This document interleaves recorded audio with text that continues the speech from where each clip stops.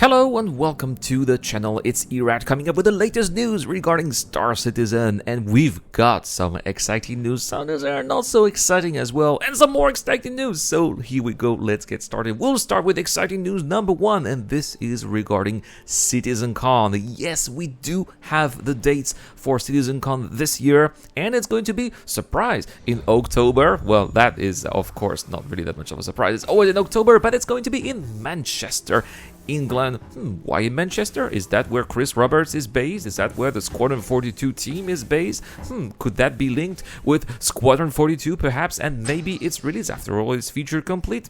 I guess that perhaps that's a hint over there. I guess we'll have to wait and see. There is also a chance that by that time Star Citizen Alpha 4.0 might already have been released, so perhaps we will also see what's coming up next for Star Citizen. It's going to be quite an amazing CitizenCon that I am considering going to. It's going to be super difficult financially speaking, but I'll see what I can do with the community.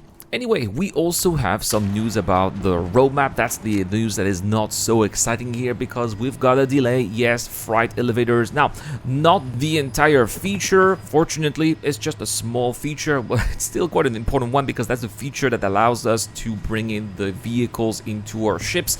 We are not going to be able to summon all ground vehicles via our hangar in 3.23 because apparently the teams have recognized additional feature work that is required to implement summoning those vehicles into our hangars, but this will be coming in a later update. Who knows, maybe a 3.23.x, but not in 3.23. However, freight elevators will be coming with just freight in 3.23. We also have a couple of additional cars released for 3.23, and these are about all Arena Commander. Custom lobbies are back, so we'll be able to join with our friends and start our own game there. That's awesome. It's something that was not put when Arena Commander was migrated into building blocks, but that's going to be the case. Grav Royale is coming as well. It's basically going to be the same as Tank Royale, but with Gravlet vehicles, like for example the Dragonfly or the Hover Quad. I think it's good because those little vehicles here, they do need a little bit of love, and it's really fun to be shooting other people and other vehicles with those vehicles, so that's great.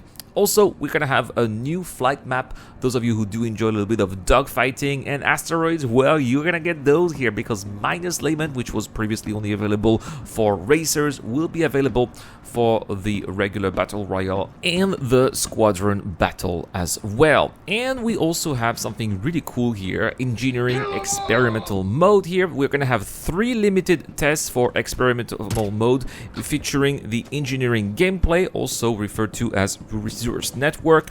And I really like this new trend. It's something that we've been seeing with Star Citizen for quite some time. Maybe I'll make a whole video about it because it seems that instead of bringing those new features to the Evo Caddy, they are bringing them to the experimental mode in Arena Commander, and that's awesome because it's not the PU, it's just Arena Commander with a very small protected bubble there where we are testing these new features, and pretty much everybody has access to it, so it's also a good way to get more feedback from as many people as possible, and I do believe that it's going to help on the long run the devs to improve those features with more various opinions than just the experts from the Evo Caddy test flight group. And we've got some news that's really exciting here. Idris, well, you're not going to be able to fly your own Idris though. This is something that Xylo did tell us on Spectrum here. To help manage expectations, we will not be releasing the player-owned Idris tomorrow. It's still going to be an explosive event. Yes, a dynamic event featuring an Idris is coming.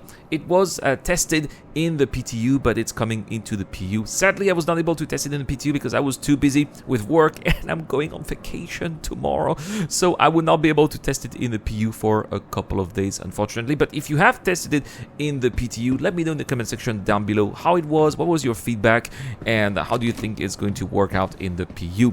That is all for this video. Thank you so much for watching. I've been Irad, and I'll see you guys in the next one.